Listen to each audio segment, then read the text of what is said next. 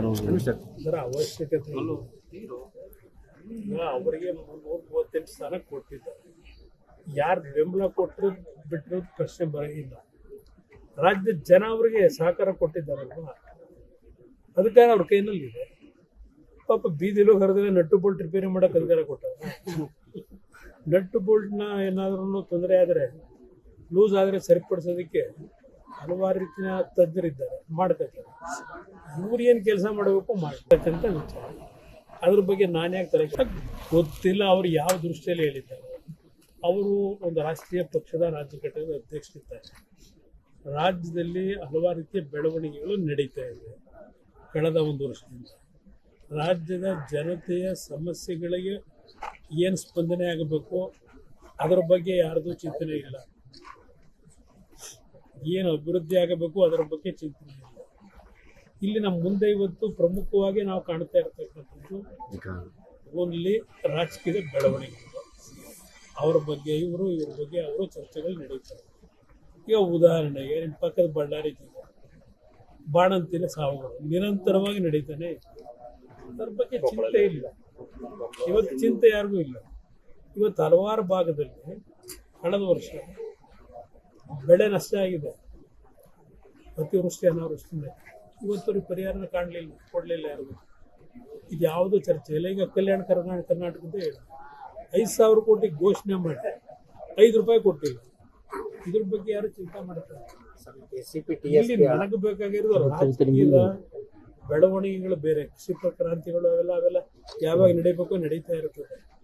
ಇದರಲ್ಲಿ ಯಾವುದೇನು ಶಾಶ್ವತ ಇಲ್ಲ. ಆದರೆ ಜನ ಕೊಟ್ಟಂತ ಅಧಿಕಾರವನ್ನು ಜನರ ಒಂದು ಬದುಕಿನ ಜೊತೆ ಚೆಲ್ಲಾಟ ಕೆಲಸ ಮಾಡತಕ್ಕಂಥ ನಿಟ್ಟಿನಲ್ಲಿ ಸರ್ಕಾರಗಳು ನಡೀಲಿಲ್ಲ. ಯೋಚನೆ ಮಾಡಬೇಕು, ಅಂಥದಕ್ಕೆ ಅವಕಾಶ ಕೊಡಬೇಕು. ಸಾಮಾನ್ಯರ ಇದು ಕೇಂದ್ರ ಸರ್ಕಾರ ಮಾಡಿದ್ದಲ್ಲ. ಯಾವುದೇ ಸರ್ಕಾರ ಇರಲಿ, ಜನಸಾಮಾನ್ಯರ ಒಂದು ಬದುಕಿನ ಮೇಲೆ, ಆರೋಗ್ಯದ ಮೇಲೆ ಸಮಸ್ಯೆ ಆಗದೆ ಇರತಕ್ಕಂಥ ರೀತಿಯಲ್ಲಿ ಇವತ್ತು ಕಾರ್ಯಕ್ರಮಗಳನ್ನು ರೂಪಿಸಬೇಕು.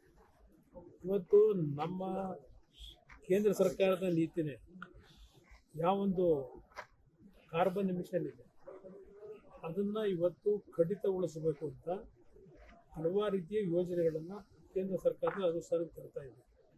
ಗ್ರೀನ್ ಸ್ಟೀಲ್ ಪ್ರೊಡಕ್ಷನ್ ಇರ್ಬೋದು, ಹೈಡ್ರೋಜನ್ ಉಪಯೋಗ ಮಾಡಿ ಇವತ್ತು ಪ್ರೊಡಕ್ಷನ್ ಮಾಡತಕ್ಕಂಥದ್ದು ಇರ್ಬೋದು. ಹೀಗೆ ಹಲವಾರು ರೀತಿಯಲ್ಲಿ ಇವತ್ತು ಪರಿಸರದ ಮೇಲೆ ಆಗ್ತಾ ಇರತಕ್ಕಂಥ ಹಾನಿಗೆ ಯಾವ ರೀತಿಯಲ್ಲಿ ತಡೆ ಇದನ್ನು ಕಂಟ್ರೋಲ್ ತರಬೇಕು ಅನ್ನೋದಕ್ಕೆ ಹಲವಾರು ಯೋಜನೆಗಳನ್ನು ತರ್ತಾ ಇದೆ. ಸರ್, ಕೇಂದ್ರ ಸರ್ಕಾರ ನಿಲುವೇನು ಈ ವಿಚಾರದಲ್ಲಿ? ಜನಸಾಮಾನ್ಯರು ಹೋರಾಟ ಮಾಡ್ತಾ ಇದ್ದಾರೆ. ಸರ್ಕಾರ ಅಲ್ಲಲ್ಲ, ನೀವು ಸರ್ಕಾರ ಆಗಿರೋದ್ರಿಂದ ಜನಸಾಮಾನ್ಯರಿಗೆ ಸ್ಪಂದನೆ ಏನು?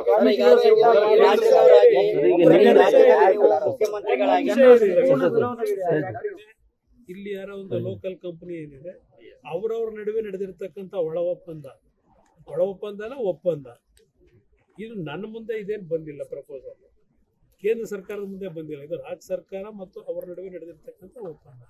ನಾನು ರಾಜ್ಯ ಸರ್ಕಾರಕ್ಕೆ ಮೊದಲೇ ಹೇಳಿದ್ದೆ ಇದನ್ನು ಮಾಡಿದಾಗ ಜನತೆಯ ವಿರೋಧಕ್ಕೆ ಮತ್ತು ಜನರಿಗೆ ಅನಾನುಕೂಲ ಆಗ್ತಕ್ಕಂಥ ರೀತಿಯಲ್ಲಿ ಯೋಜನೆಗಳನ್ನು ತರಬೇಡಿ ಅಂತ ಹೇಳಿ. ಜನ ಹೋರಾಟಕ್ಕೆ ಸ್ಪಂದನೆ ಕೊಡ್ತೀರಾ? ಈಗ ನಮ್ಮ ಪಕ್ಷ ಜೊತೆನಲ್ಲಿ ಬೆಂಬಲ ಸ್ವಾಮೀಜಿ